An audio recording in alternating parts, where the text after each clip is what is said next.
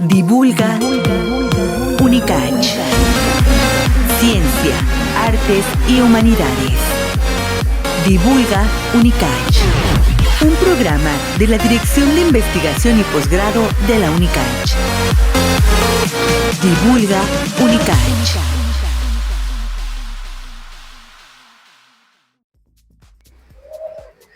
Muy buenos días. Este martes nos encontramos en el Laboratorio de Evaluación Sensorial, aquí en la Facultad de Ciencias de la Nutrición y Alimentos. Y bueno, este martes dejamos la cabina de radio porque venimos a este lugar para realizar una entrevista en el programa Divulga Unicach Ciencia, Artes y Humanidades a propósito del Día Nacional del Maíz que se celebra cada 29 de septiembre. Les saluda Laura Matus y me emociona poder dirigirme a ustedes en este esfuerzo informativo y de divulgación de la Dirección de Investigación y Posgrado en coordinación con Unicach Radio.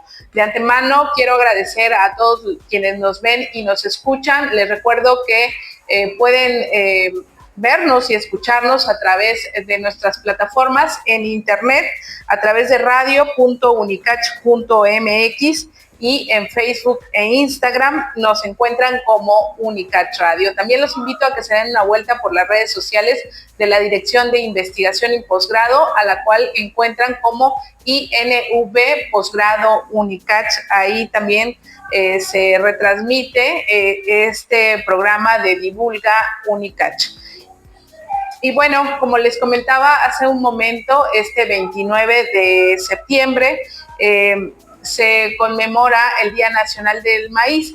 Y el maíz es un grano que es tema de muchas investigaciones, que en diversas unidades académicas de nuestra universidad está siendo estudiado y visto desde diferentes miradas. Y una de estas miradas es las que tienen nuestras invitadas del día de hoy, quienes pertenecen a la Facultad de Ciencias de la Nutrición y Alimentos. Para ponerlos un poquito en contexto, quisiera comentarles que desde el 2019 se oficializó este día, impulsado por el movimiento social Sin Maíz No Hay País, como un reconocimiento a este grano como patrimonio alimentario de la nación y buscando promover su protección y el fomento de los maíces nativos.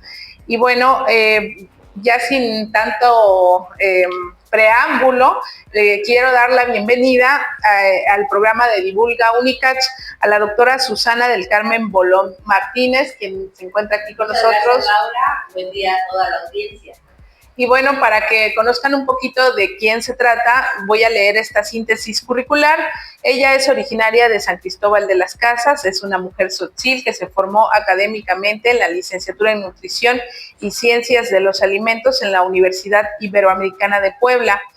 Cuenta con la maestría en Desarrollo Rural en la Universidad Austral de Chile y especialidad en Soberanía Alimentaria por la Universidad Internacional de Andalucía, España. Es doctora en Desarrollo Educativo en el Instituto de Estudios de Posgrado de Chiapas y desde el 2005 ha trabajado en programas y proyectos alimentarios en diferentes regiones de Puebla, Oaxaca y Chiapas. Bienvenida otra vez. Muchas gracias. Y también está con nosotros la doctora Gabriela Palacios Pola. Bienvenida. Muchas gracias, buenos días. Ella es ingeniera bioquímica y maestra en biotecnología, doctora en ciencias en ecología y desarrollo sustentable por el Ecosur. Es candidata a investigadora del Sistema Nacional, investigadora nacional, en el Sistema Nacional de Investigadoras e Investigadores, perfil PRODEP, y es investigadora honorífica del Sistema Estatal de Investigadores. Y ambas son profesoras investigadoras de nuestra institución, como ya les había comentado, en la Facultad de Ciencias de la Nutrición y Alimentos, y pertenecen al grupo de investigación Cultura, Educación e Innovación Gastronómica, que previo a la entrevista nos comentaban que ya está a un pasito de ser cuerpo académico, que se aventaron este paquete de ir más allá, por lo cual las felicitamos, porque sabemos que no es fácil, hay que cumplir ciertos indicadores y comprometerse un poquito más de lo que ya hacen. Entonces, pues esperemos que en la siguiente entrevista ya las presentemos como integrantes del cuerpo académico. Ojalá. Y pues bueno, para entrar de lleno en el tema, el maíz, este grano que nos identifica como nación y que es tan importante en nuestra cultura alimentaria. Maestra Gaby, ¿cómo surge? ¿Cuál es el origen del maíz? El maíz es un cereal que en realidad es base de la alimentación de México, como efectivamente lo comentas. Y bueno, en realidad tiene una antigüedad de cerca de 9,000 años. Entonces pues antes de Cristo, se estima que 7,000 años antes ya se estaba reproduciendo, ya se estaba domesticando, y es importante reconocer que esto no es a partir de la mazorca tal cual la conocemos ahora, sino es una planta que evolucionó, que actualmente todavía la podemos encontrar, que es el teocintle, y en la medida en que los campesinos la utilizaban para la alimentación, hicieron algunas modificaciones y se fue convirtiendo en un grano domesticado, es decir, tiene que estar el humano presente para que pueda ser cultivado, para que pueda ser cosechado, y esto ha permitido que haya una diversificación biológica bien importante, que es la que nos lleva al tema de hoy, del festejo del 29 de septiembre de nuestras razas nativas. En México, pues tenemos 59 razas de maíz. Es una proporción muy importante a nivel global, más de eso a nivel mundial, pero estas 59 razas que crecen y están ya evidenciadas en todo el territorio mexicano tienen características muy particulares, por eso se llaman razas, particularmente características genotípicas, ¿no? Es decir, pueden tener y compartir algunas variantes como tamaño, color y no sé, forma del grano, tamaño de la mazorca, etc. Y en Chiapas tenemos una representación muy importante de razas. Estas plantas aquí tenemos cerca de 23 razas de maíz, y pues de las cuales acá atrás están las 5 razas que más se cultivan en nuestro estado, ¿no? Y sobre estas razas se ha hecho algo de investigación, tal vez no lo suficiente, pero pues estamos en el camino para completar lo que podamos aportar desde la ciencia y tecnología. ¿Cómo se llega a este proceso de domesticación y cómo a partir de ahí se vuelve este cereal como parte de la cultura de nuestro pueblo y nos da identidad? Pues el proceso de domesticación es muy importante, cultivar el grano y almacenarlo y volverlo a sembrar. Ese es el proceso en general. Nuestros ancestros, imagínate la cantidad de años que han pasado, pudieron estar estableciendo algunas siembras para que cada vez que la mazorca se presentaba más grande, pues de ahí obtenían los granos y volvían a sembrar, y cuidaban con mucho esmero las que les daban buenas características en los alimentos. Y entonces esas son las que en ciertos lugares del país fueron reproduciéndose, fueron creciendo. Entonces se esmeraron mucho esos campesinos de la antigüedad para que esos granos se conservaran, y se han esmerado mucho para que todavía podamos tenerlos. Pero creo que todavía hay mucho compromiso porque la sociedad civil, sobre todo la urbanizada, contribuyamos a que se sigan conservando. De ahí el movimiento de este Día Nacional del Maíz. Y bueno, de alguna manera entonces fue de una manera, digamos, natural. Ellos ni siquiera sabían que estaban domesticando al teocintle, ¿no? Así es. Efectivamente, así como no lo tenían presente, pero sí tenían pues esta necesidad de alimentarse, y este grano satisfacía y sigue satisfaciendo sus necesidades. Es rico en carbohidratos, es un 80% que aporta el grano de maíz en carbohidratos, que es, pues acá la doctora Susi, que es nutrióloga, nos puede hablar perfecto sobre la necesidad alimentaria de carbohidratos de los humanos. Entonces, doctora, los aportes nutricionales o toda esta riqueza que tiene el cereal es lo que lo ha posicionado, digamos, en todas las mesas y en todas las hogares de nuestro país. La base de la dieta mexicana sigue siendo el maíz como cereal estrella, por decirlo así. Sin embargo, en las diversas culturas originarias de México, el maíz también tiene una importancia cultural y espiritual incluso, ¿no? Se podría decir que la visión mística que tiene el maíz con las culturas ha permitido que esta variedad de maíces aún se conserven, considerando que hay varias que ya se están perdiendo. Sin embargo, esta relación, esta cosmovisión del maíz y nuestras culturas está permitiendo que siga estando en nuestras mesas. Es decir, el maíz no solo es un alimento físico, sino también un alimento espiritual.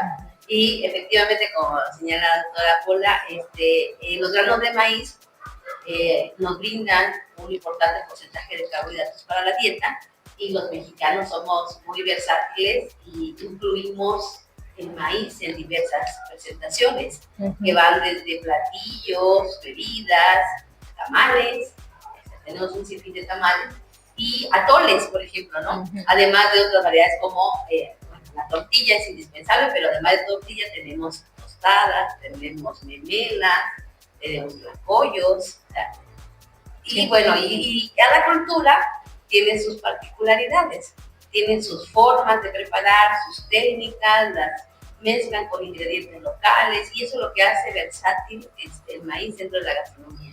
¿Qué beneficios aporta a las personas este alto contenido de carbohidratos? El maíz en sí pues es fuente de energía, entonces se debe de incluir obviamente en la dieta, y particularmente en las mañanas, para que sea justo la fuente de energía, ¿no? Es por eso que no nos es raro que en la mañana mucha gente opte por un atole o un tamal, justamente por esto. Y la tortilla que se consume a lo largo del día. A menudo señalan que las personas que consumen mucha tortilla, muchos atoles, muchas tamales, podrían tener algún problema de sobrepeso, por ejemplo, pero en realidad tiene que haber una adecuada distribución. O sea, no podemos decir que la tortilla es mala, no, pero tendríamos que revisar cuánta cantidad está consumiendo a lo largo del día. Y no solo eso, sino también qué horarios y qué otros alimentos está consumiendo, ¿no? ¿Qué otros alimentos? Si su dieta está rica en frutas, en verduras, o quizá por el contrario en alimentos ricos en azúcares o grasas, por ejemplo, ¿no? Entonces tendríamos que hacer una valoración integral, ¿no? Eso por un lado. Por otro lado, dentro de la riqueza gastronómica es importante resaltar que es necesario rescatar los platillos y bebidas tradicionales, tan simple como la tortilla de maíz nixtamalizada. Y que sé que aquí la doctora va a ampliar el tema de la importancia de la nixtamalización. De hecho, sé que, he leído que han trabajado precisamente en estudiar estos procesos de nixtamalización, ¿no? Háblenos un poquito de esto, doctora. Sí, gracias. Este fue parte de mi estudio doctoral. En realidad yo, de estas razas que les mencionaba, me concentré en 3, en el maíz olotón, que crece a muy elevadas altitudes, cerca de los 2,000 o más metros sobre el nivel del mar, por supuesto en la zona altos de nuestro estado. El maíz comiteco, que crece en una zona intermedia en cuanto a altitud, cerca de rebasando los 900 y hasta los 1,200 quizás o más de metros sobre el nivel del mar, y es de la zona de la meseta comiteca. Y el maíz tuxpeño, que es de zonas más bajas, pues alrededor de los 500 metros, puede llegar a crecer un poquito más, y por supuesto todo por debajo de esa altitud. Es el de las zonas tropicales de esta región de la zona metropolitana del estado. Entonces estos en realidad están sembrados en una extensa superficie en el estado. Y mi investigación fue trabajar la nixtamalización con estas 3 razas, y también abordar cómo las mujeres nixtamalizan las razas, si hay o no variaciones en la nixtamalización, y si las hay, si se debe al grano o tiene que ver con la técnica. Y bueno, en términos generales, y bien interesante que ves la oportunidad de presentarlo, la nixtamalización, igual que la domesticación, se ha emparejado, ¿no? Es como se sigue haciendo de la misma manera como se hacía hace muchos años, ¿no? Es parte del proceso de domesticación, definitivamente. El hecho de conservarlo para la alimentación ha hecho que también nuestros granos tengan que ser nixtamalizados para que puedan ser aprovechados. El proceso es muy sencillo y te digo, no ha fallado a lo largo del tiempo. De hecho, se hace el mismo proceso en las 3 regiones y tiene nada más, hay algunas variaciones en el tiempo de reposo que se le da al grano. Se cuece los granos de maíz secos y ya por supuesto ya está desgranado, ya no están en la mazorca. Lo único que los ingredientes son el grano, agua y cal. En general nosotros manejamos ese agente alcalino. La cal es cal viva o cal hidratada. Por lo regular es muy fácil conseguir la cal hidratada, la cal hidra, que es hidróxido de calcio, y esta es una solución pues en realidad es 1, 2 o 3% que se agrega con relación al peso del maíz. Eso es lo que a mí me tocó hacer, verificar las proporciones, los tiempos y todo lo que tenía que ver las variables alrededor de la nixtamalización. En general, el tiempo para los 3 maíces es de 30 a 60 minutos después ya de la cocción, de que empieza la ebullición. ¿Cuándo se para la nixtamalización? En general, cuando el grano está blandito y la cascarita que recubre el grano se puede retirar, que es el pericarpio, técnicamente pellejito, el ollejo, la cascarita. Esto se puede retirar pues porque ya para que se pueda moler con más facilidad. El proceso que sigue es esperar que repose el grano. En general, los granos de la región altos y meseta comiteca, esos son los que los pueden dejar reposando toda la noche. Esto es parte de la vida cotidiana de las mujeres y que tiene mucho que ver con cómo ellas se organizan sus tiempos. Pero también, pues yo creo que este mismo proceso que me preguntabas es cómo se pueden acomodar el grano en este caso grano mujer, porque ellas pueden nixtamalizar en la tarde y toda la noche dejar remojando en la solución hasta que se enfríe el otro día. Y esto es muy fácil hacerlo y es muy conveniente porque las regiones son frías o son templadas. Entonces, ellas al otro día fácilmente muelen y, bueno, lavan primero y luego muelen el maíz.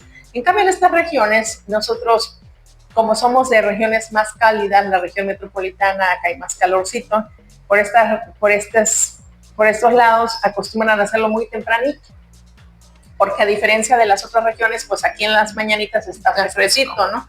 Entonces a esa hora se nixtamaliza, inmediatamente se lava y ya vamos al molino.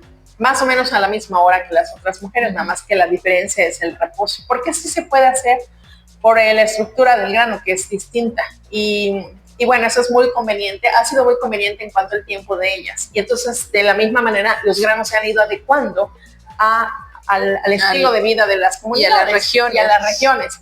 La nixtamalización, ese proceso de que entra cal y entra agua al interior del grano, se hincha, pueden haber muchas interacciones moleculares ahí. ¿Qué ayuda? Bueno, hay muchos aminoácidos que ahora están biodisponibles, que antes no se puede.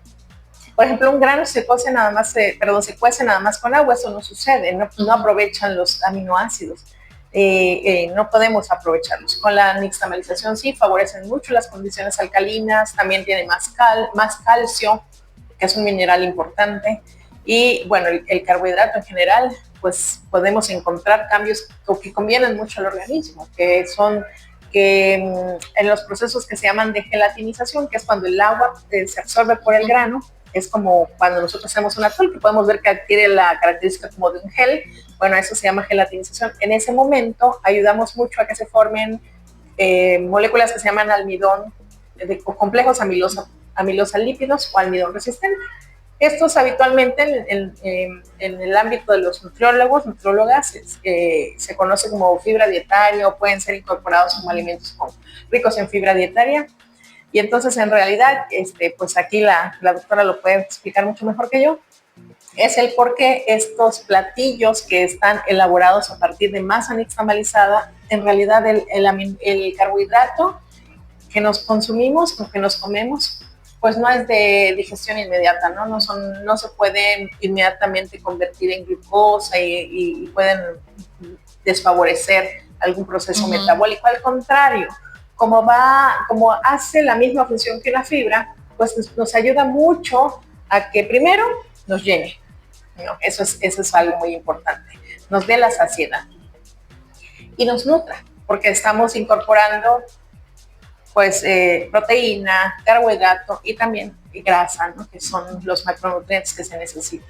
y muchos minerales y bastantes vitaminas, sobre todo la niacina, que es una vitamina muy importante que evita ciertas enfermedades también. Que nada más así como dato curioso, en África también usan muchísimo maíz, pero no nixtamalizan. Entonces, el detalle que ha llevado es que, por ejemplo, estas vitaminas no están disponibles y entonces hay algunas enfermedades bien clásicas en regiones pobres, no en regiones donde hay poca alimentación, como la pelagra, se llama esta enfermedad, que se evita, la pelagra se evita con la ingesta de niacina, y entonces por eso acá no hay, a diferencia de África, que también comen mucho maíz, pero no nixtamalizan. Si hicieran nixtamalización, tuvieran aporte de esta vitamina y no les diera esta enfermedad.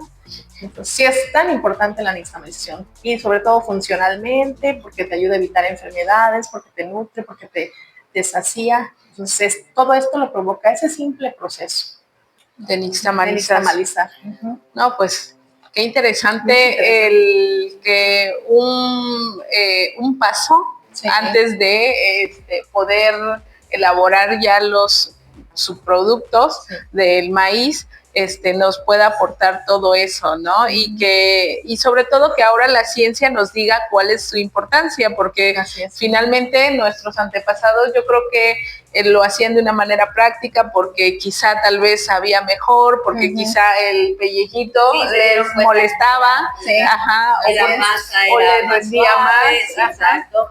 O les vendía más, con sabor. Y ahora la ciencia nos dice realmente por qué es importante este proceso.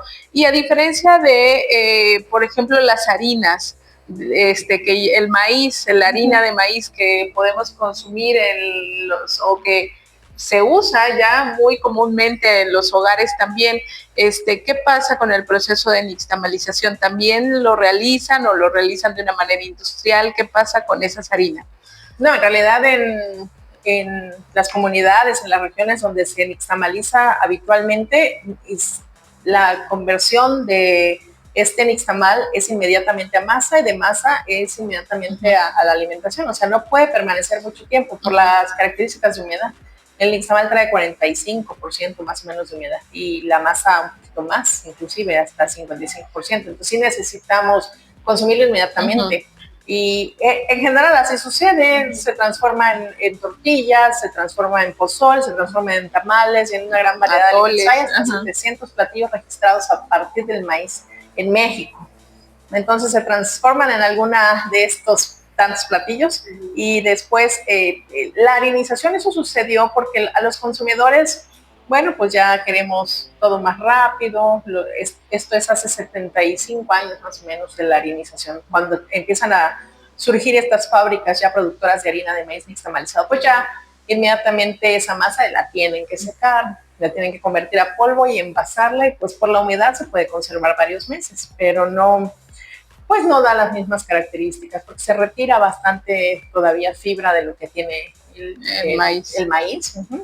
Bueno, más bien el nixtamal, y esto es pues a gusto del consumidor. Les ha gustado la tortilla muy blanca, y eso pues solo se logra haciendo un proceso de cribado para eliminar estas impurezas que les pudieran dar las fibras, y por color pues preferían quitarse la cuestión de imagen, y a lo mejor también porque las grasas, para controlar el enranciamiento y algunos otros detalles que la industria alimentaria cuida mucho, pues se pudieron hacer grandes cantidades. Eso también es importante. La población creció, bueno, teníamos que hacer la industrialización de la tortilla. Sucedió, y pues era inevitable por la población que ha crecido en las regiones urbanas. Sin embargo, bueno, hay que rescatar, como decía la doctora, que la cultura es vida, y en el día a día nosotros necesitamos alimentarnos, y cambia mucho. Cuando degustamos una tortilla de maíz nixtamalizado o una tortilla de tortillería, hay muchos cambios, primero en lo que tú percibes, y luego en lo que tú evocas, en los recuerdos que te trae, en qué placer sientes al comerlo, porque pues es, como decía la doctora, no es solo un alimento, también es una parte muy espiritual. Sí, es parte de nuestra identidad, como decíamos al inicio, ¿no? Pero estos cambios culturales, ¿de qué manera han afectado? Porque yo, bueno, ahorita siento que ha habido un movimiento a raíz de la participación de las investigadoras, de los investigadores, de los activistas, ha habido un movimiento social muy importante en el país para reposicionar el maíz y sobre todo estos procesos ancestrales, ¿no? De producción y de procesamiento del cereal. Pero ¿de qué manera han visto ustedes que ahorita, digamos en la actualidad, todo esto ha cambiado y ha evolucionado? ¿Se está retomando el auge del maíz? Sí se está retomando el auge del maíz, es un hecho. Sin embargo, sí hay cambios en los patrones de alimentación, que sí está teniendo como consecuencia también una relación o aumento directo de enfermedades asociadas a la mala alimentación. Eso sí es un hecho, no lo digo yo, lo dicen otros investigadores, ¿no? Por ejemplo, del Instituto Nacional de Salud Pública. Tenemos poblaciones cada vez más con sobrepeso u obesidad, niños incluso, y eso nos hace preguntarnos justamente qué es lo que están comiendo.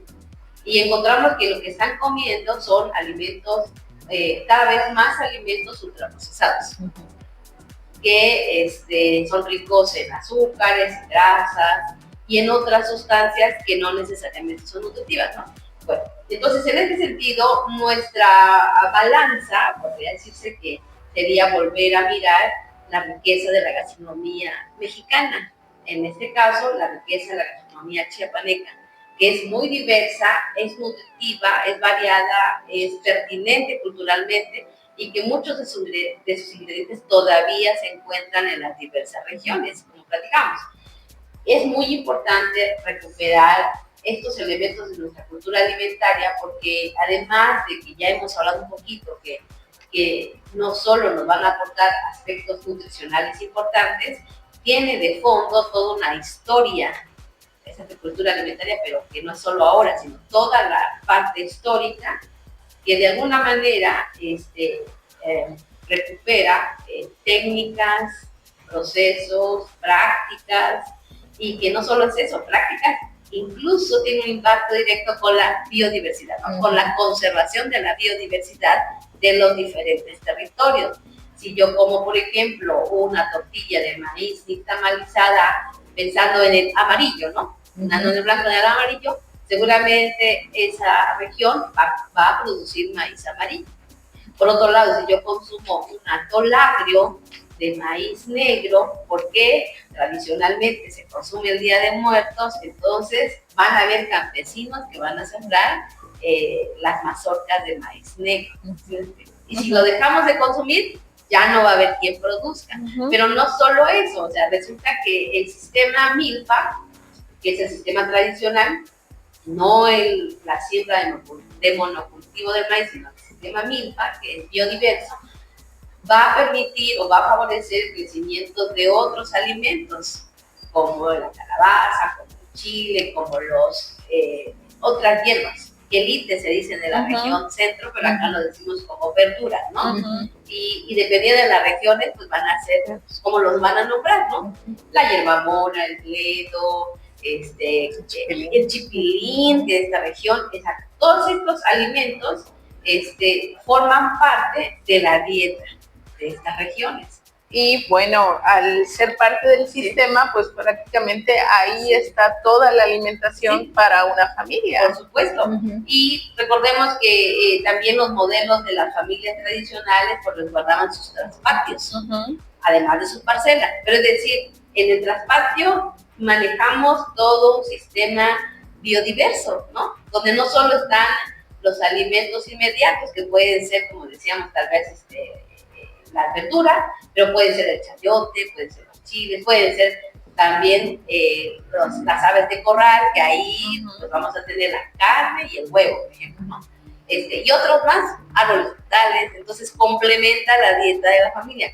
Esos modelos se están perdiendo, que ese es el problema, que se están perdiendo. Y si se pierden, ¿qué va a pasar? Que las familias van a tener que comprar alimentos. Y si no tienen suficientes ingresos, no van a poder adquirir los alimentos nutritivos que esperamos, ¿no? ¿Y qué va a pasar entonces? Que va a la salud y la calidad de la alimentación va a mermar.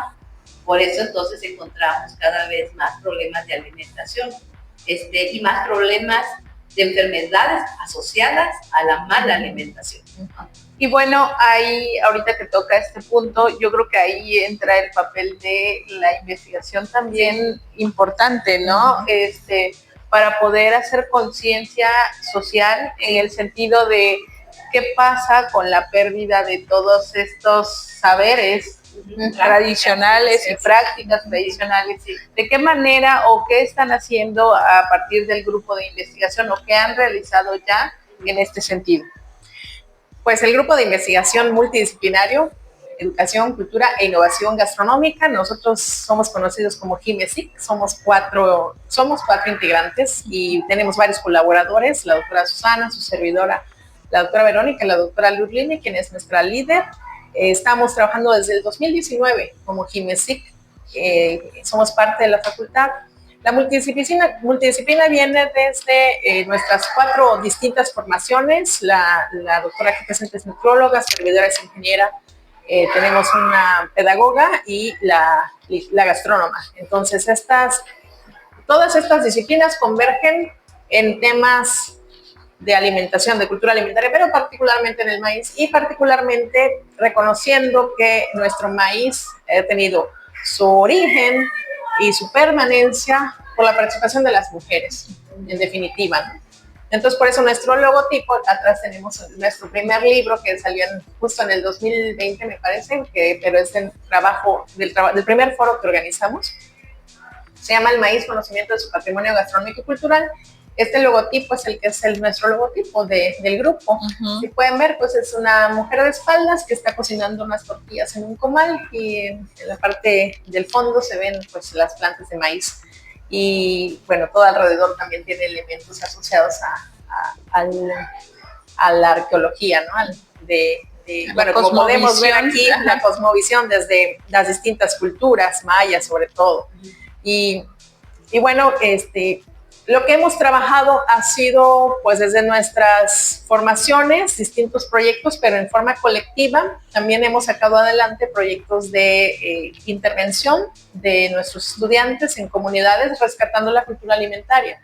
Particularmente, como nosotros damos clases en la licenciatura en gastronomía, pues estos muchachos conocen la cultura alimentaria de los territorios a donde van y, pues, finalmente nosotros en este modelo de intervención podemos hacer algunas participaciones dándoles, no sé, pues retroalimentación a las habitantes, especialmente sobre las técnicas que los muchachos aquí dominan, algo sobre nutrición, algo sobre inocuidad, algo que a las mujeres les hace falta, pues nosotros podemos colaborar.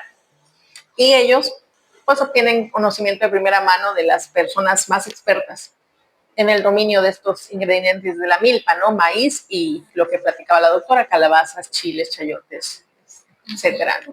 Ir sembrando esta semillita. Y así lo que nosotros hemos trabajado desde ese año, desde el 2019, son modelos de foros en donde invitamos no solamente a la comunidad universitaria, también nos hemos acercado pues a las productoras. Las hemos invitado, las hemos hecho partícipes de nuestros eventos. Ellos han mostrado en mesas redondas o en conversatorios, ellos y ellas, porque también hemos invitado a productores, quienes son los campesinos que han estado al frente del cultivo de varias plantas, especialmente el maíz. Los hemos invitado a participar en los eventos y bueno, últimamente pues ya nos hemos ampliado a Palenque, hemos hecho un par de foros allá, reconociendo pues que tenemos la licenciatura en gastronomía allá, que también esos jóvenes estudiantes pues son importante que conozcan, porque también ellos están en una región muy importante, ¿no? Y veo también libros, ¿no? Sí, por supuesto. De hecho, otro de los libros que surge a partir de los foros, particularmente Palenque, fue El Maíz, su permanencia frente a la modernidad. También la doctora ha construido este libro que se llama Maíz, Sociedad y Saciedad, y su servidora construyó en el 2020 2 recetarios que recuperan básicamente la importancia gastronómica de Zacuachamula, ustedes de Costón y de Huixtán, de la casera Huixtán. Entonces hemos ido a hacer también talleres con jóvenes. Los jóvenes saben de su gastronomía, lo saben, pero a menudo no se sienten en confianza, se sienten un tanto, ¿cómo se podría decir? siempre que su comida no es tan importante versus otras más, como pizza, hamburguesas, refrescos incluso. Y no, o sea, vamos y les decimos qué valor nutricional, qué importancia cultural tiene, cuál es la riqueza, y los colocamos o los posicionamos de tal forma que ellos se den cuenta que lo que tienen es valioso. Porque eso creo que es un elemento de identidad que se está perdiendo justamente. Y yo sí veo muy importante eso. Por lo tanto, siempre estamos procurando también participar, vincularnos, colaborar con cocineras y con cocineros, además de productoras y productores, porque finalmente ellos son quienes tienen este conocimiento y son los que de primera mano conocen todas esas sutilezas, ¿no? No solo de los productos, sino también de los procesos, de los platillos y todo, ¿no? Hay toda una riqueza que a menudo nuestros estudiantes desconocen. O si lo conocen, insisto, como que no le dan la importancia. Yo creo que el maíz es un tema que nos da para muchas entrevistas, para muchos programas y para analizarlo desde diferentes ópticas, pero ahorita ya el tiempo se nos está agotando, entonces me gustaría que dieran un comentario final acerca de este día y de la importancia de este cereal. Bueno, como comentario final de particularmente el Día Nacional del Maíz, y también aprovechando la oportunidad como desde la perspectiva de nosotras que somos investigadoras, queremos hacer saber a la población que estamos muy interesadas en continuar trabajando en ciencia, tecnología y humanismo, por supuesto, abordando la milpa, todos los elementos de la milpa, que fundamentalmente no solamente se remite a maíz, sino también nos interesa mucho recuperar el grano tan valioso también que es el frijol, y algunos otros que están asociados, pero sí particularmente desde la innovación gastronómica, haciendo o creando o sugiriendo propuestas que sean alimentos versátiles, alimentos que les guste a la sociedad actualmente, que disfruten sus sabores, que también tengan mucha facilidad o muy buena textura, mucha facilidad de masticarse, de consumirse. Entonces estamos trabajando en eso, no dejando de lado también todos estos alimentos que ya conocemos, rescatando la cultura alimentaria. Estamos pues abiertos a colaborar también en investigaciones, si nos ven, nos escuchan, con otros compañeros de la misma institución o de instituciones estatales o nacionales. Así es que muy agradecidas, Laurita, por la invitación a estar y a comunicar lo que hemos hecho de manera individual o colectiva. Gracias. Pues muchas gracias de nuevo por la invitación. Yo quiero invitar a la audiencia a reflexionar sobre lo que comemos, particularmente para que recuperemos diversas prácticas alimentarias locales que nos están brindando identidad, que tienen una historia detrás, y que justamente en esta reflexión, si estamos dejando de consumir estos alimentos, pues los empecemos a recuperar, a consumir, que además de todo lo que ya hemos platicado, es importante considerar que en la medida en que nosotros hacemos circular esta economía local, ayudamos a los que elaboran los productos, a quienes los producen, y nosotros lo hacemos a costos menos elevados, más accesibles, y de alguna manera favorecemos que todos estos procesos continúen, que no se pierdan. Sabiendo que estamos inmersos en estilos modernos, donde la comunicación, los nuevos productos, la tecnología, también la mercadotecnia, la publicidad están presentes, pero si somos conscientes o reflexionamos sobre estos aspectos, podríamos tomar mejores decisiones. Sería esa la invitación.